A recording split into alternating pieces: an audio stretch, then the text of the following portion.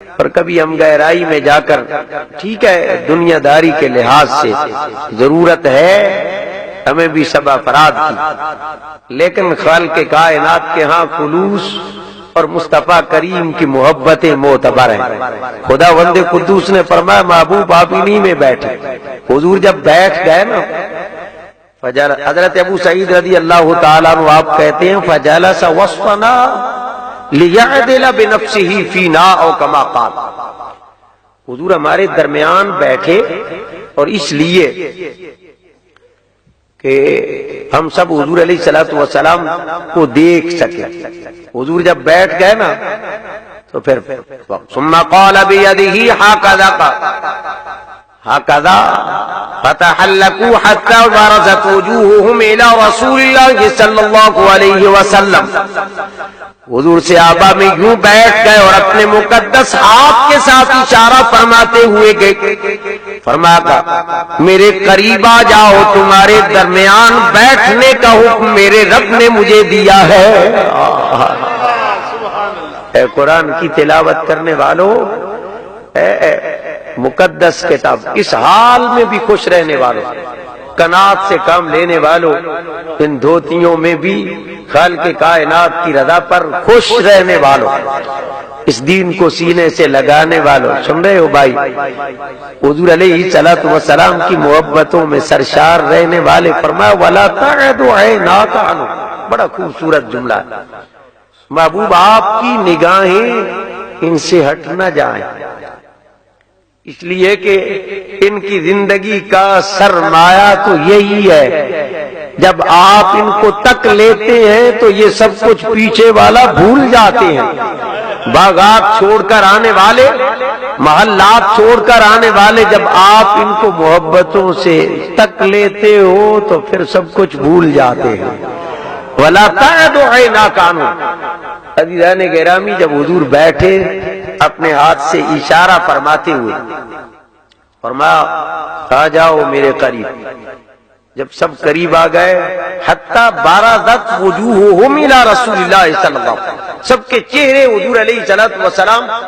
آپ کے چہرہ اقدس کے بالکل سامنے ہو گئے، تو اس وقت مصطفیٰ کریم یہ آیت پڑھ رہے ہیں، فرمایا وَلَا تَعْدُ عَيْنَاكَ عَنْهُمْ تُرِيدُ زِينَةَ الْحَيَاةِ الدُّنْيَا وَلَا تُطِعْ مَنْ أَغْفَلْنَا قَلْبَهُ عَنْ ذِكْرِنَا وَاتَّبَعَ هَوَاهُ وَكَانَ أَمْرُهُ فُرُطًا۔ اس وقت مصطفیٰ کریم بتاتے ہیں کہ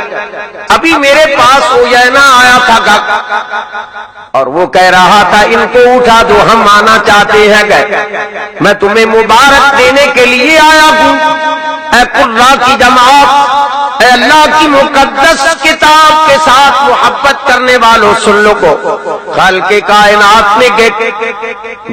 مجھے حکم دیا کہ وہ آنا چاہیں گے، ان کی مرضی ہے تو ان کے جوتوں میں آ کر بیٹھ جائیں، محبوب آپ نے اپنی نگاہیں ان پر سے نہیں ہٹانی۔ میں اس لیے حضور علیہ الصلوۃ والسلام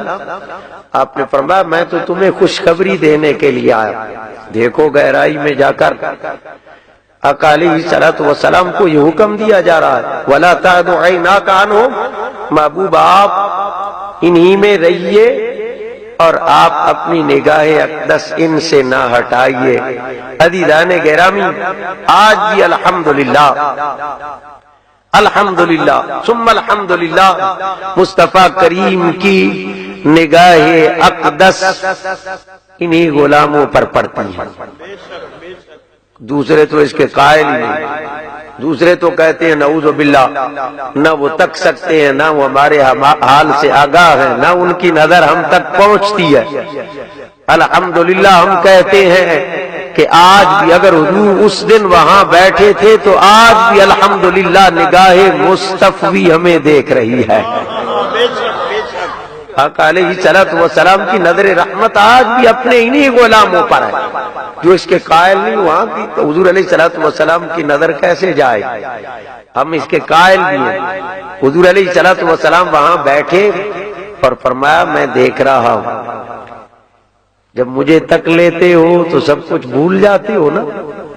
ان دھوتیوں میں بڑے خوش سطر ڈھانپنے کے لیے جو اتنا سا لباس، بلکہ ایک حدیث پاک میں آتا ہے صحابہ یوں ایک ہی دھوتی ان کے پاس، اس کا دایاں پلو وہ اپنے بائیں کندھے پر لے جاتے اور بائیں پلو دائیں کندھے پر لے جا کر گدی کے پیچھے اس کو گانٹھ لگا لیا کرتے تھے کہ یوں سطر. اور اس حال میں اتنے خوش، کوئی شکوے کی زبان پر کبھی شکوہ تک نہیں آیا. تو مصطفیٰ کریم بیٹھے نا، دریائے رحمت جوش میں آ گیا.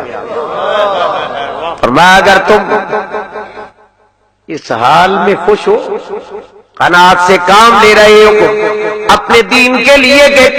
میری محبتوں میں سب کچھ چھوڑ کر آنے والوں کو، اور جب مجھے تک لیتے ہو تو سب کچھ بھول جاتے ہو، سن لو تدخلون الجنت قبل اغنیاء الناس بنصف یوم وذلك 500 سنہ او کما قال. یہ معمولی اعزاز نہیں، آج تم اللہ کی مقدس کتاب کے ساتھ